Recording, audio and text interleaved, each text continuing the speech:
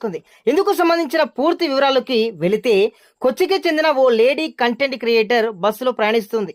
సీటులో ఆమె పక్కన ఓ వ్యక్తి కూర్చున్నాడు. అతడి వయసు దాదాపుగా 50 సంవత్సరాల పైనే ఉంటుంది. ఆ వ్యక్తి వింతగా ప్రవర్తించడం మొదలెట్టాడు. ఆమెను కళ్ళు ఆర్పకుండా అసభ్యంగా చూస్తూ ఉన్నాడు. ఇది ఆ యువతి గమనించింది. వెంటనే సెల్ఫీ వీడియో తీయడం మొదలెట్టింది. ఆమె వీడియో తీస్తుందని తెలియగానే అతడు చూపు తిప్పుకున్నాడు. అయితే కొన్ని సెకండ్లలోనే మళ్ళీ ఆమెను చూడడం మొదలెట్టేశాడు. ఆమెను భయపెట్టేలా చూస్తూనే ఉన్నాడు. దీంతో ఆమె కోపం కట్టలు తెంచుకుంది. అతన్ని తిట్టి బస్సు దిగేసింది.